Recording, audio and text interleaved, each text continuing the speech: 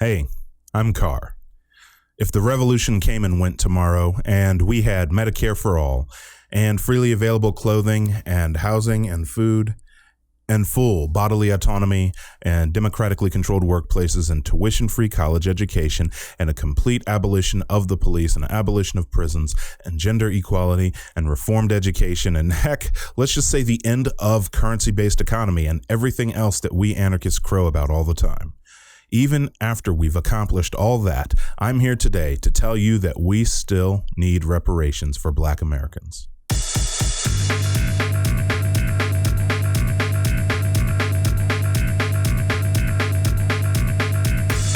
Oh, you're still here. Glad you decided to stick around. With the majority of the country in support of defunding or at least reforming the police, we can no longer ignore the influence of white supremacy in our society. Right now, there are demographics in our country that are undeniably still experiencing the negative effects of colonialization. I would also speak on the current state of the native and indigenous populations or the experience of Mexican and South American immigrants, but I am woefully uneducated on a number of those topics and would not like to speak as an authority on an experience that is not my own. So instead, I want to focus on the Black diaspora in the Americas. If you are shaking your head so violently right now that your red hat fell off, please stick around to the end, and I promise I will not only argue in favor of reparations, but also show that reparations are very American and something truly befitting a developed and free nation. First, some brief history, since history as taught in schools tends to fail to show how long institutional racism has existed in the United States. After the abolition of slavery in 1865, it would be another 100 years until all Black residents had the right to vote. Even after the voting rights were officially established on paper in 1965, it would be a few more years until all of the racially targeted elements like poll taxes and literacy tests were completely removed. At this point, Black schools were still legally segregated until the Supreme Court decision in Brown versus Board of Education. It should also be noted that in the 1800s, in the United States, a series of policies were enacted collectively known as the Homestead Acts, allowing farmers who promised to cultivate the land the opportunity to move westward and seize large tracts of lands for themselves. After all, a massive country that was rapidly growing needed a bustling agricultural sector to feed the population. Curiously enough, though, due to rampant abuses, most Blacks were denied this opportunity. It should become clear the importance of land when you often hear reparations referred to symbolically as 40 acres and a mule. It was never about a handout. It was about getting the same opportunity to work and till the soil and own their own slice of the country that their ancestors broke their backs building. After World War II, the United States experienced a financial boom so significant and unusual that many experts say that it could never be repeated. Part of this was due to the New Deal policies that allowed returning soldiers to access federally subsidized loans to buy into newly built suburbs and move out of many crumbling and blighted rental units in the metropolitan areas. Oftentimes, when arguing against tax cuts for the rich, leftists will reference these boom years where there was a 95% marginal tax rate at one point. But they tend to leave out how much of the benefits of this society were not accessible to the majority of Black citizens, many of whom were also war veterans. This is due to restrictive covenants or literal contracts in lease agreements and mortgages that prevented owners and lenders from ever taking on Black customers. Redlining also became heavily in use at this point, basically allowing federally backed housing lenders to mark off Black neighborhoods as places to deny home loans and investment. This meant that Blacks in America were often left to continue living in rundown, crumbling rental units, and with little options for bettering their housing, basically lived at the mercy of slumlords in the inner city who had little incentive to make repairs or bring buildings up to code. Lead paint exposure has been proven to permanently affect cognitive and behavioral development. If you notice that a progressive policy was passed, but somehow managed to ignore the plights of Black citizens, good on you for paying attention. You're going to see a pattern forming. Then came the freeways. The cities and suburbs of this now financially empowered nation were built with the needs of wealthier, car-owning suburban white families in mind. This meant that the majority of black families who were living in poor neighborhoods and therefore relied on public transit now had their already impoverished and neglected communities stripped and dissected by the interstate highway systems. And make no mistake, the highway system was intentionally built to provide federally funded convenience for white motorists, while almost walling off, if not completely destroying, many black neighborhoods. Many of the homes were taken via eminent domain or predatory business practices on the part of property developers. This happened across the country. Those neighborhoods that remained, now adjacent to a loud, ugly, pollution-belching interstate, watched as their already neglected neighborhoods dropped even further in property value, robbing the few black homeowners of the biggest indicator of future wealth. This also led to schools in their community suffering debilitating losses of funding, due to the fact that for some reason in America, we fund schools through local property taxes. If the houses aren't worth much, then the owners don't pay much property tax. No property taxes, no funding for the public school. Okay, so next I guess we need to talk about the effects of the war on drugs, crime, and punishment. The Nixon administration needed a way to disenfranchise two groups who they knew would be voting against him: hippies and black people. So they turned what had at one point been considered a fairly innocuous substance, marijuana, into a scheduled controlled substance and started the war on drugs. He criminalized minor possession offenses and incentivized municipal police departments to make drug-related arrests. It is around this time that the majority of police departments would see huge spikes in funding of their drug task forces. Then, just a sec. Okay, so then later, after the Reagan administration facilitated supplying the inner city with crack rock cocaine to fund American imperialism by trafficking drugs from South America to send money to Iranian rebels to destabilize foreign governments and lead to a more volatile Middle East and untold numbers of dead civilians, a series of tough-on-crime initiatives were passed, establishing longer, stricter sentences for the usage of crack cocaine versus powder cocaine, despite the only differences being the form it was consumed in. Oh, and the fact that whites used powder cocaine at a rate on par with black usage of crack rock cocaine. Two of the biggest and most damaging of these policies adopted by law enforcement was stop and frisk and mandatory minimums. Stop and frisk gave the police carte blanche to stop any individual to search them for drugs or weapons. This led to high levels of over-policing in black neighborhoods. Mandatory minimums established minimum sentences for a number of victimless crimes like drug possession. Sprinkle in some other pro-punishment programs like states adopting three-strike laws, racially targeted propaganda about welfare queens and super predators, and you have a majority of the black population in the United States being left to contend with a massive substance abuse epidemic, dilapidated housing, underfunded schools, yet bloated police forces given absolute power to detain and imprison residents of said neighborhoods.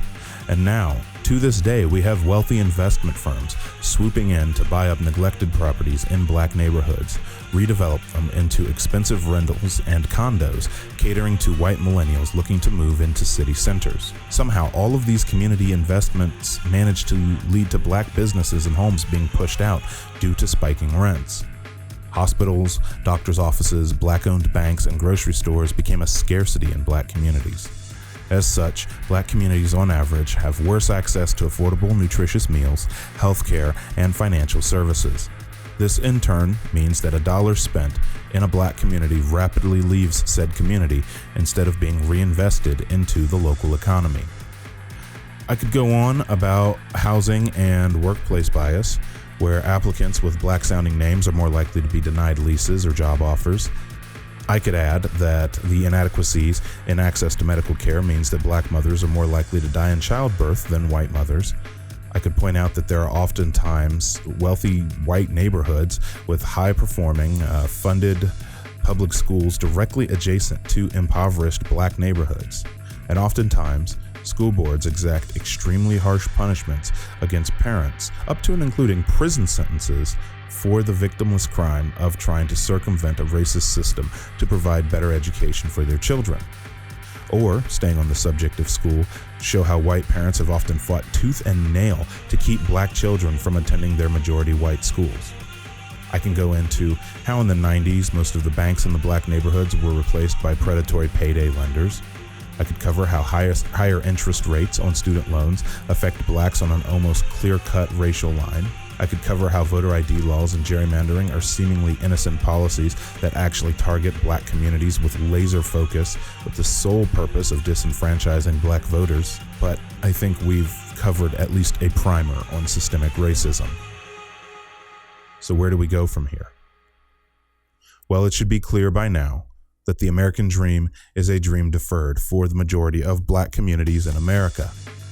But more importantly, if you've been paying attention, a number of the policies that have been beneficial for the working class Americans have failed to materialize those benefits for the black population at large. This is why, despite whatever policies we may get passed, whatever candidate we may get elected, reparations must be made. It's not a matter of who pays. We all pay to lift up hardworking Americans nationwide who have been kicked down the ladder for literal centuries. It's not about punishing white people, but about correcting the effects of past wrongs that are still present in the modern day. So what will they look like? Well, that is an ongoing conversation. I will go over some of the elements that I feel will be the most beneficial. The majority of the problems established earlier are the result of black communities being blocked from the means of establishing generational wealth. Many of the current models suggest a federal fund earmarked for black businesses, business grants, public schools, college tuition, housing, and property buying. I support this, as this will all be means of improving the material wealth of black communities and bringing them closer to on par with historically privileged white communities. I am not against direct cash compensation as a supplement to American descendants of slaves, but I caution against centering the discussion around that for one main reason. Direct compensation is not election-proof. Hopefully, the last 3 years have shown the very real levels of damage that can be done as a result of a bad election. Lose an election to a conservative candidate, and the power structures of white supremacy will make short work of any gains. Plus, cash infusions tend to only help the recipient generation, but do little to build a foundation for future generations, whereas investing in the property ownership of black Americans will do more to guarantee financial security for future generations. You know, unless some racists drop bombs on their homes or burn their affluent neighborhood to the ground, but I think we're working on a contingency plan for that. I would even say that reparations would be a smart move for the economy, not that that should be a condition. But multiple studies have shown that when material conditions are met, crime drops, less people succumb to addiction, and the quality of education increases. After all, you can't learn if you're hungry. And you won't need to steal if food, shelter, and healthcare are readily accessible to you. This would mean that less money would be spent on prisons, bloated police departments, and emergency medical expenses for the homeless. Oh, and in case you wonder about the dollar amount, the largest proposal I've seen yet is $500 billion to seed the fund. And if that seems like a lot of money, remember that trillions, hundreds of trillions of taxpayer money were just sunk into Wall Street this year to delay the stock market decline for a whole 2 weeks before they made any relief payments to workers. We have the money. That was never even a question. Other countries have shown that reparations can and should be paid to the victims of oppression as well as their descendants. As recently as 2017, Germany is still paying reparations to Holocaust survivors and the descendants of its victims. Finally, as stated above, I said that I would explain why I believe that reparations are not only the right thing to do, but the American thing to do. Just not the way you think. You see, there are recorded instances of reparations being paid to white Southern property owners for the loss of their property after the Civil War. Oh, and some of that lost property was human beings. Yeah, also England tends to dodge a lot of criticisms for the fullest extent of their involvement in colonialism and the transatlantic slave trade, but slavery literally paid for their industrial revolution. And yet, even in the UK, British slave owners have also received payments to recoup the cost of their lost human property. So reparations aren't something new. I just want to see them paid to the actual victims of oppression. I don't believe that class reductionism is a huge deal at the moment, as most of the leftists I interact with tend to be pretty knowledgeable of the plight of the black diaspora. But if there is anyone in the audience still in doubt about the need for reparations, I'm going to leave you with two questions. Hypotheticals, if you will. First, let's say two people are running a race, and one of the runners was kneecapped at the beginning of the race, and they were limping the entire time. Someone finally comes in after half of the race and fixes their knees, and now they can run at the same speed as everyone else. Does this mean they've caught up? Second, having shown how many times policies that actually benefit the working class still left the black proletariat behind, how do we know that it won't happen again with what you propose? Thank you for watching. Please like, subscribe, and click the little bell. Follow me on Twitch, where I play games and give lectures whenever I find the time. Follow me on Twitter, where I can chastise you for putting raisins in your potato salad. And if you're so inclined, I do have a Patreon. Thanks again.